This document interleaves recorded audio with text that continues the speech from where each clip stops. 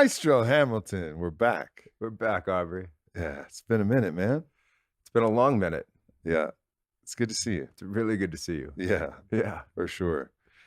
Some wild shit's been going on in the world since we last saw each other. Indeed. And what we were talking about is it's like, I think overall, there's lots of different ways in which this has affected our daily lives and our centers and, well, I say our, but your center and different ways in which the structures have changed because of that. But the biggest change for me was just the meta framework that now it's go time. Like this feeling like, okay, kind of what we've been training for our whole lives is now coming to bear. And it's like, now it's time to, yes, always keep learning, keep growing, but it's a little bit of like, take what you got and start putting it to use in the world because it's time. Yeah, I mean, I agree. The last series of ceremonies we did, it was clear that it was mission on. Yeah. It was definitely go time. And the last years have shown us why. Yeah. Yeah. He said that there's, a long time ago, one of the things that you taught me is like there's two primary forces, love and delusion. And I think that language always stuck with me as really important because I think there's a way in which you can make the darkness or whatever you want to call it as real as the love.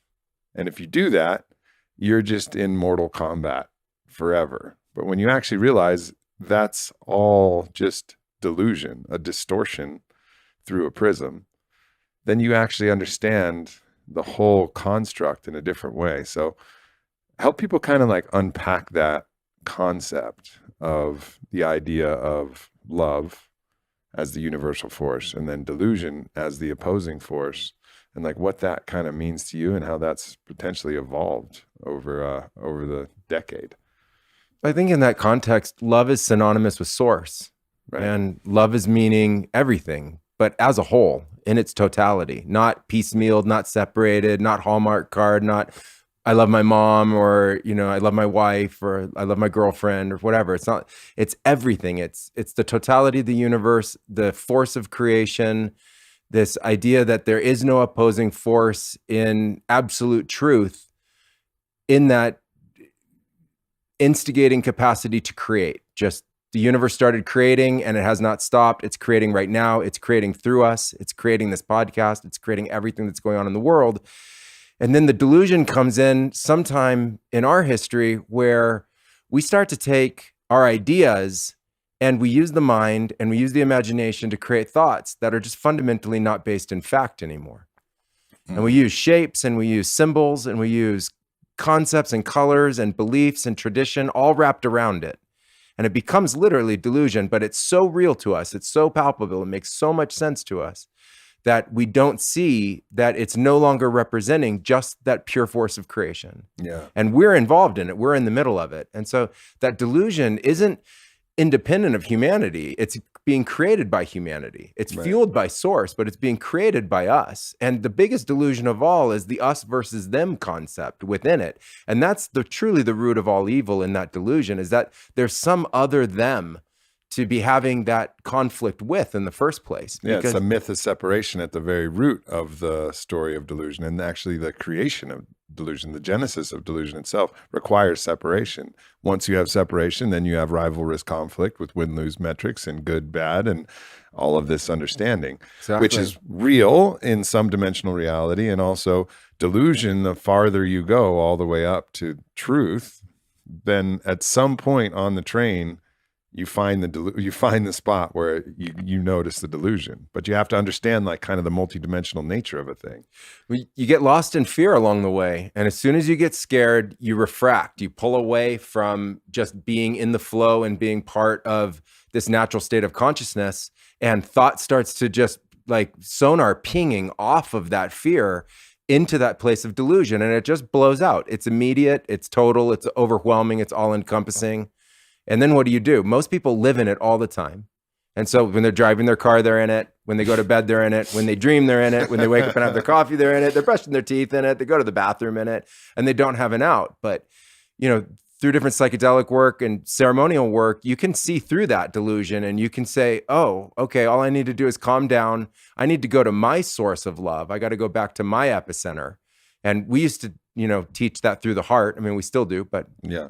when we first started talking about it, we'd say it's through this gateway, not through the brain gateway. So, go to the heart where the heart doesn't have the thoughts themselves and literally turn it off. And actually in the last week of ayahuasca sessions I was doing, we got into this situation where there was a lot of that at play. A lot of the guests that were there were really interested in exploring that delusion. And they were feeling like something. Oh, dude, they were feeling like something was missing for not doing that because the first ceremonies didn't have any of that in it. I kept all of that out. Yeah. And then they were coming to me going like, but I heard all these stories that it's supposed to be like, and they started comparing. And I'm like, okay. So going into the third ceremony, I let them turn it up, right? Dude, it became chaos in seconds and stuff like that. And then after that, I just literally turned it off, reset the entire ceremony, and then just started giving these commands just to turn ego down, turn fear down, turn the delusion off, awaken source, awaken the inner source, and then turned all of the medicine back on in the ceremony. And it was basically instantaneous. And it just showed that delusion's coming from us. And most of us are like into it like cotton candy. And it almost feels like in order to get something of value, maybe it's this puritanical work ethic mindset, like, or this other idea, like if there's going to be anything of value, it's got to be hard. So if you're gonna actually learn something, you got to go into the deep shit in the shadow work. It can't be the love and bliss path. Like it's kind of a wild thing because that idea is a self-fulfilling prophecy. And you see that in relationship work and all kinds of work where it's like, it's got to be hard. And it's the pain that's the teacher. It's like, yeah, it is a great teacher. And sometimes it's the only teacher that's available. But if your goal is to get to love, ecstasy, bliss, beauty, why not learn from love, ecstasy, bliss, and beauty? Right? Like, of course, wouldn't that be your teacher if that's where you want to go? I always thought you got to deal with the hellish stuff in heaven. You don't want to go deal with it in hell. You're already in hell. You don't know how to deal with it there. You want to go deal with it in the nicest place possible. So I was like, You got to create the heaven health spa.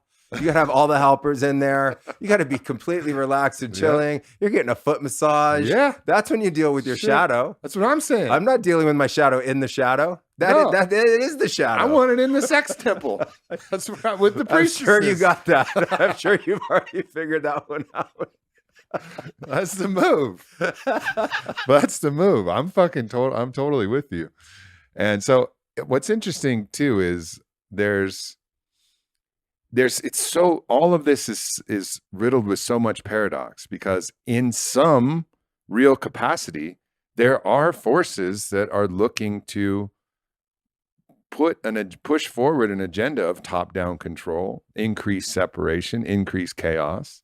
Right? Like actually it feels like whether it's just like wanting to create like the natural reproductive impulse of delusion itself, trying to reproduce itself, but it feels like there is this force that's actively undermining our efforts that feels very real. And then, but as we said, you keep zooming out and then you see that that's actually that's actually just a catalyst for growth and part of Eros, the love, beauty, intelligence of the cosmos, always moving through us in this constant evolution that you could call love as well. So I think it's difficult and also important for people to understand that sometimes you have to deal with things in a multidimensional way when they have multidimensional aspects.